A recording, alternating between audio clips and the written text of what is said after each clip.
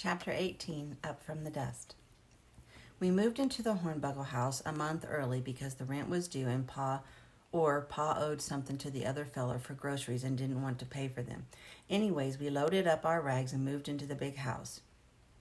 Man, was it a nice house compared to the one we'd been used to.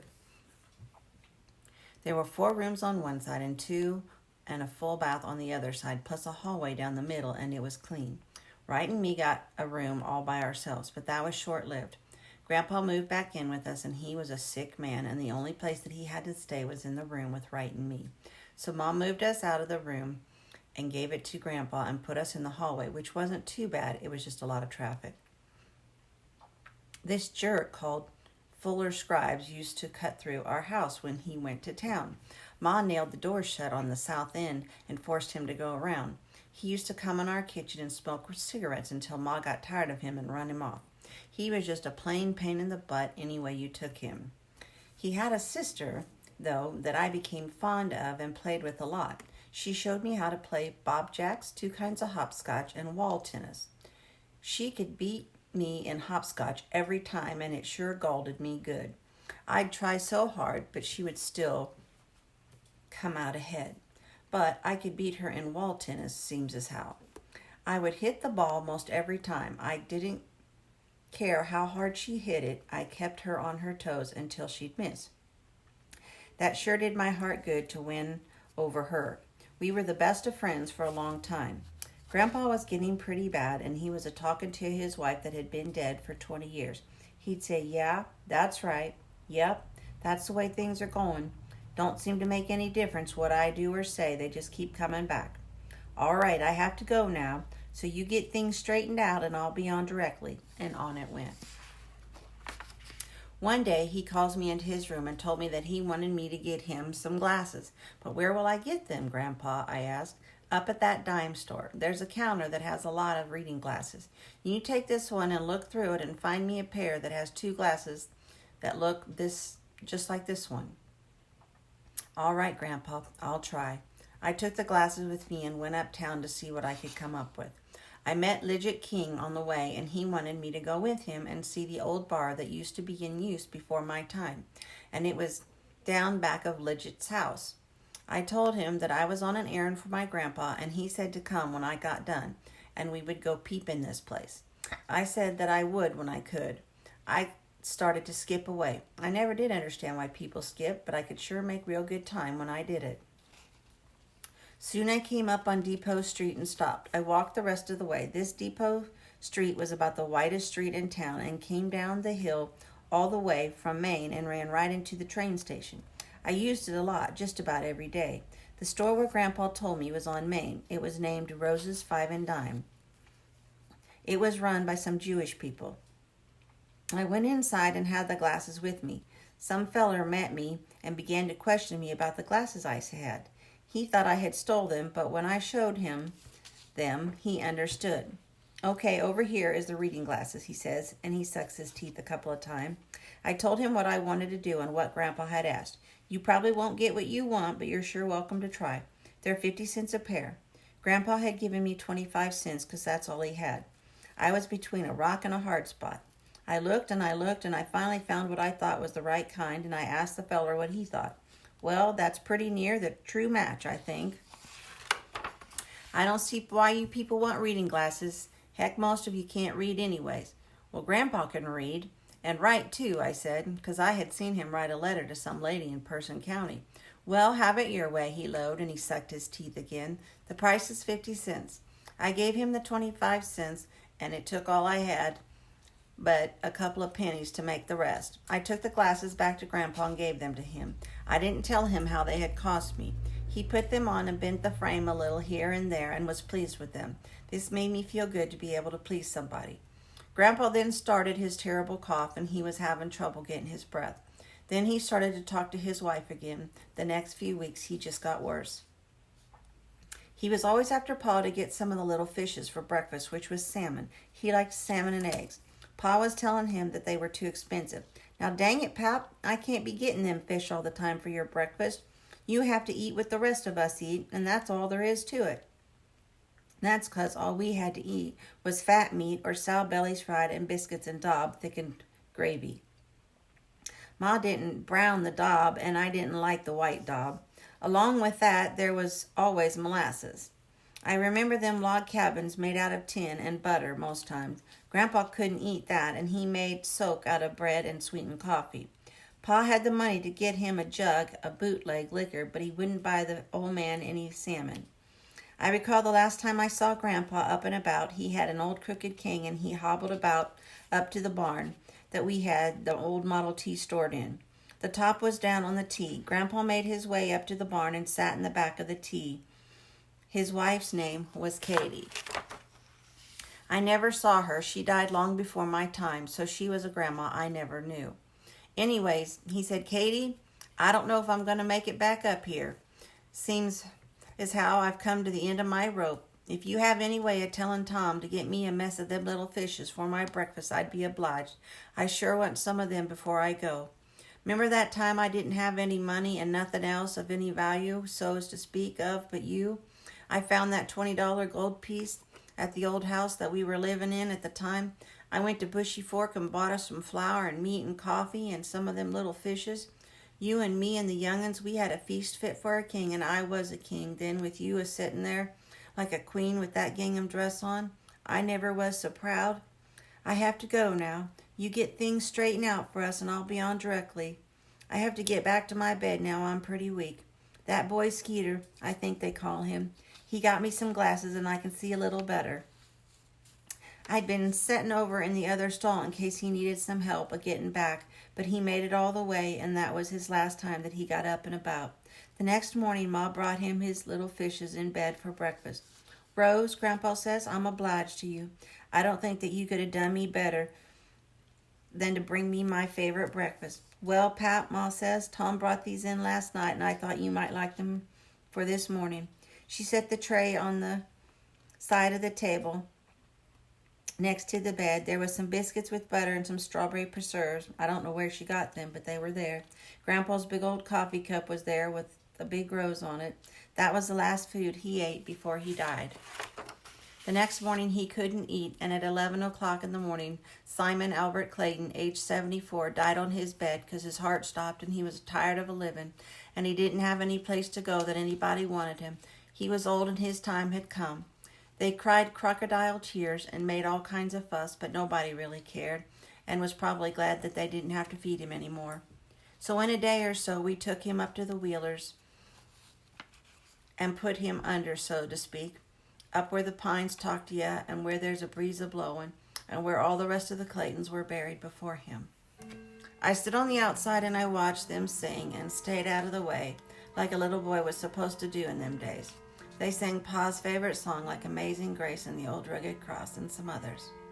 They had an all-male singing group, and they sang by meters, I learned later. Soon it was all over, and we piled back into the funeral car and headed back for home. Most of us was quiet on the way back. I was wondering if I could get any papers to sell if we got back in time. I had missed them for the past few days, and my pockets was getting real empty. The car put us off in front of the house, and I got off my starched clothes and into some knickers that had been well worn and a cotton shirt that sure felt real good. I went over to the depot and looked for Chin Green. He was supposed to be getting my papers. I took them from him and headed for uptown. I had a few people that took them later in the day. I sold a few, and then I sat down on the courthouse square to rest myself. This feller comes up, and he bought a paper and sort of looked me over. You know, boy, you need a shoe shine box, so you could be working all the time. The next few days I put my mind to this shoe shine box. Lately I hadn't been doing too well with the papers. I think that it was I could only sell in the afternoon after school, and the paper business was slow then. One day as I was passing Hassan's store, he was throwing out some boxes, and they were wood. Most people just took them and busted them up for kindling for the cooking stove, but there was one out there, and I saw it had possibilities. Soup had been packed in it, and it looked strong. I asked Mr. Hassan if I could have it, and he said that I could. I took it home and commenced to hem her down on the sides. I took a couple of the boards off the sides and made a place to put your foot, but it wasn't strong enough. Mr. Monday had a lumber mill, and he made all kinds of things, and I took my box to him and asked if he would saw me a foot to put on the top of the box. He took a piece of scrap lumber. I think it was oak, and he took it to the bandsaw and sawed me out a foot. Here, he says, don't hammer a nail in there. It ain't strong enough. I got a couple of screws I'll put in it for you. Now, if you put a carrying strap on it, use screws instead of nails, you hear? Yes, sir, I lowed. He charged me a dime for the work done, 'cause in those days a dime was big money to me. I took it home, and there was some red paint under the house that had been there for a spell, left by the former renters. Pa wouldn't have never bought anything to fix stuff up. I didn't have a brush, but a rag did very well for me, and it began to look pretty good. I didn't tell any of the family about it because they would laugh at me. I began to look around for something for a strap up at the barn. I found a rein from an old bridle, and it looked pretty good. I then found a couple of screws and put them in the end. Then I tried to carry it on my back, and it didn't feel too bad. The next days, I watched the Shine Boys, and I got a chance, and I walked up to one, and I asked the kind of rags they use. One of them sold me a rag and a brush and some polish for a quarter, which was about done in my bankroll. The next day I made my rounds and left my box under the warehouse, or the back of warehouse, that is. When I had gotten rid of my papers, I went back to my favorite spot in front of the courthouse. There was a concrete wall about 2 feet high that I used to sit on and put my feet on the sidewalk. I hadn't been there long before here comes this lawyer or something. He was all prized up in a suit and all the goodies that went with it. Are you Shining Shoes, boy? He asked. I lowed that I was the best. Well, sir, I got to go in here and meet this judge, and I want to look my best, he said, so you make them look pretty. I sat my box down on the sidewalk, and I got down on my knees in front of the box. I'd say he had about a size 12 foot in front of me. First, I cleaned them off good and put some polish on them and rubbed it in with my hands like I'd seen the other boys do. Then I took my brush and brushed them to a fine finish. Next, I went over them with the cloth, and I really poured it on with the rag. After that, I put a dab of cream on each shoe and buffed them out again. I had a liquid polish I used for the sole dressing. Dang me if they weren't shining like a spanked baby's butt. I'll give it up. He viewed them and said, now that's a good shine. How much for it? I lowed that it was a nickel. Well, now here's a dime, and don't spend it all in one place, he says, and walks off humming a little tune. That sure made me feel good. I'd done made me a dime in less than 5 minutes, where it would have taken me a long time to sell that many papers, since I only got 3 cents to sell a paper and 2 cents for a Canuck. By dang, this shoe shine business might be the way to go. After the papers didn't go so fast and the shines went faster, I made a lot more money. That Christmas wasn't so much at school, and we didn't get much in the bag under the tree.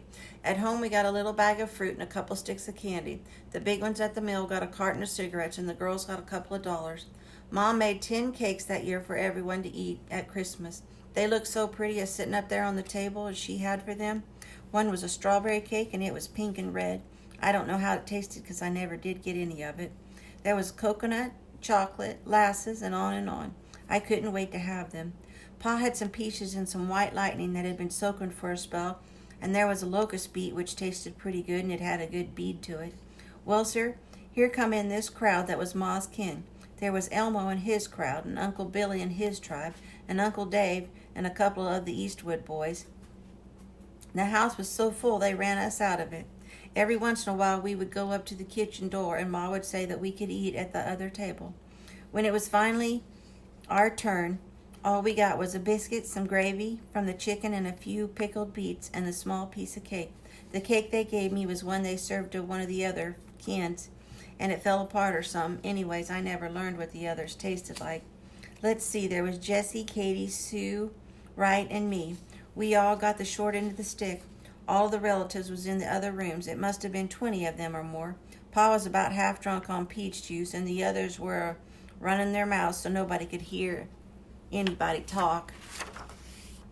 Ma was real happy to have her kin all with her. However, I think she forgot the most important ones. That would have been hard to put across to her about then. They were playing the record player, or the Victrola as they called it at that time. I went out on the railroad bank and played with a plane with a propeller that I'd whittled out. I would set it on the bank, and the wind would make the propeller go around and around. Along about the shank of the evening, all the kinfolk started to leave. They were a-promising to come back, and Ma was encouraging them too. About 3 guineas of them took off, hanging out the sides and about any place that they could get. Ma's face was red as fire when they were gone, and she said, "Praise the Lord in all his glory. My son was lost, and now he's found. Yes, sir, there was this feller in the good book that had a son that had run off and a carrying on and never came home. But one day he showed up, and the feller killed the fatted calf and made all the others come over and celebrate. They asked him why he was a carrying on so when they had been there all along, and he hadn't done that for them. Well, he says, my son was lost, but now he's found. That's the way I feel about my kin today. They were found, and the Lord brought it all about. Hallelujah. Mom commenced to doing the hog back. That's where you start to bending the knees and you pull your feet to the side one at a time, throwing your hands out at the same time and a singing. Yes, we shall gather at the river where the saints go marching in. Pa was pretty drunk about then, and he didn't pay her no mind. She went on for a while and wound down and quit. I'll tell you, that had been a day for her. And that's the end of chapter 18. I hope you guys have a great weekend, and I will see you later and have another chapter for you. Bye. God bless and have a great weekend.